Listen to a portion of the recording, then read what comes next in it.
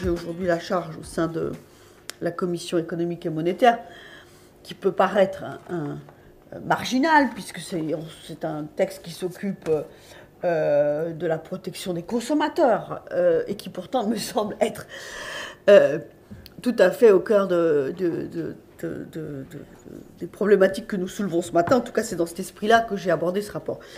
Beaucoup d'entre vous le savent, il s'agit du document que la Commission avait appelé PRIPS, et qui, au cours du processus, avant même le vote, a déjà changé de nom pour devenir KIDIP, Key Investment Document for Investment Product. Derrière ce changement de nom, il y a une préoccupation liée au champ de ce document d'information, puisque initialement, la Commission européenne ne l'avait prévu que pour les produits structurés. Moi, j'ai souhaité en élargir le champ, car je pense que on a un besoin de mobilisation de l'épargne, de retour à la confiance, et donc pour ça, je pense qu'il y a un effet pervers à imaginer un produit simple d'information uniquement pour les produits les plus complexes, parce qu'en plus, du coup, ça peut avoir un effet déviant, c'est-à-dire que plutôt que d'un retour de l'épargne vers l'action et l'obligation, ça serait une incitation aux produits complexes. Alors, je ne dis pas qu'il faut supprimer tous les produits packagés, que c'est pas bien, etc. Je dis qu'on a besoin d'avoir une capacité d'alerte, de mobilisation et presque d'éducation financière, puisque c'était un sujet à la mode il y a quelque temps, à travers ce KID. Et du coup, je souhaite qu'on puisse l'élargir aux actions, aux obligations, aux assurances-vie. Le commissaire, avec qui j'en ai parlé à plusieurs reprises, entend mon point de vue et il reconnaît que j'ai un point. De même que la Banque Centrale Européenne considère que mon approche est la bonne. Simplement, évidemment, vous imaginez bien qu'il y a beaucoup d'acteurs mobilisés pour empêcher que cela soit écrit ainsi. Donc le vote va être reporté, il devait avoir lieu demain. Il n'aura pas lieu demain, puisque au sein du Parti populaire européen, notamment les avocats de l'assurance, veulent faire de ce KID une feuille une coquille vide pour pas avoir à... Alors, je mesure l'argument en disant mais on ne va pas faire pour une action la même chose qu'on fait pour le KID. Non, mais en matière financière, la législation niveau 2, c'est exactement fait pour ça. C'est-à-dire que ça sera au niveau 2 déterminé dans quelles conditions on peut avoir un document intelligent, mais qui permette de renseigner... vous allez me dire, tout le monde sait ce que c'est qu'une action d'obligation. Ben, c'est pour ça que c'est très attractif en ce moment et que personne n'en prend. Donc il y a quand même un sujet... Le deuxième point sur lequel nous insistons beaucoup, c'est sur le contenu même du KID.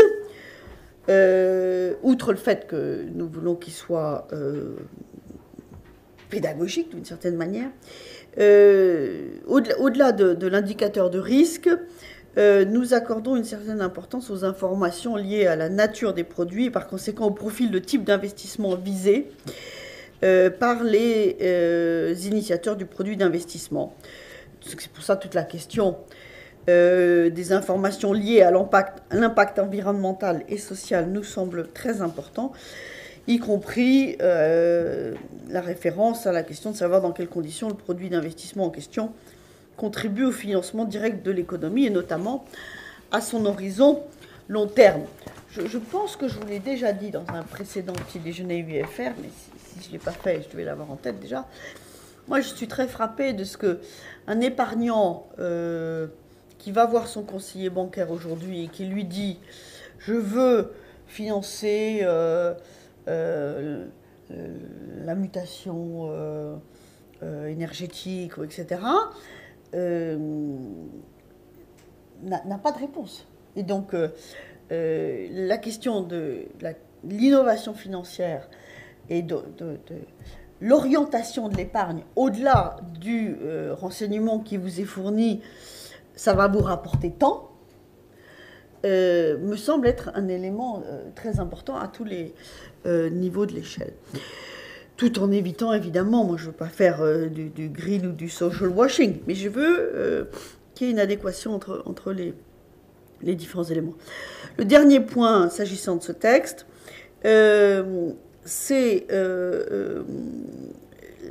l'idée que lorsque un épargnant, encore une fois, ou un petit investisseur par conséquence, prend une décision d'épargne ou d'investissement, il le fait selon moi en fonction de 3 critères.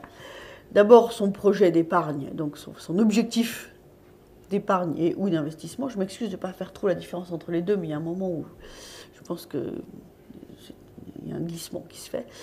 Donc, quel est mon projet ? Pourquoi est-ce que je veux mettre de l'argent de côté ou pourquoi est-ce que je veux investir ? 2, qui va me conseiller ?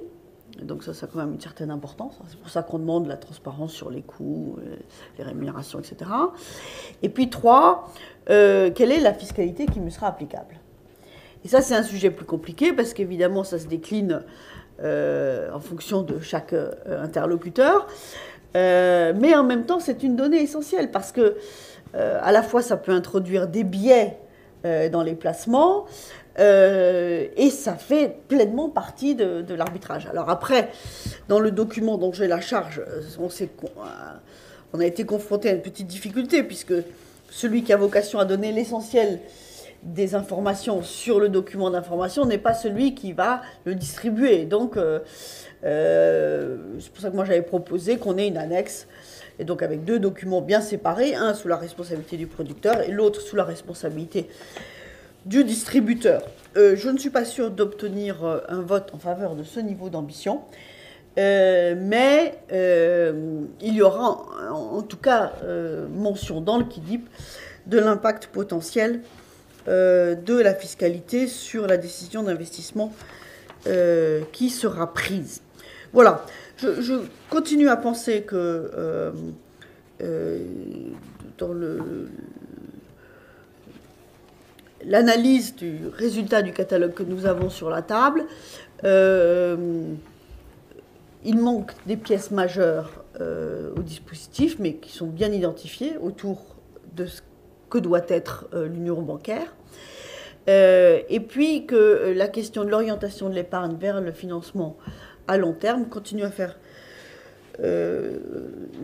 être un sujet sur lequel je pense la créativité et la capacité d'innovation des acteurs des marchés financiers a besoin d'être mobilisée. À ce stade, je crois que j'ai...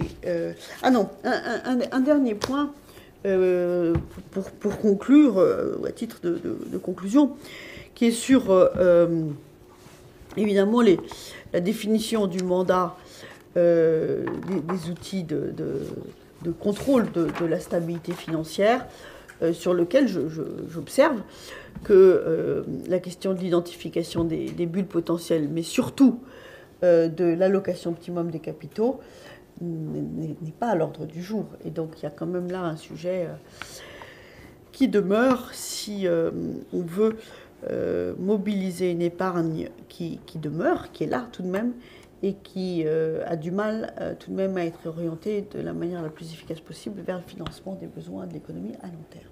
Merci. Pervenche, merci pour ce panorama. Comme d'habitude, on est toujours confronté au verre à demi plein ou à demi vide.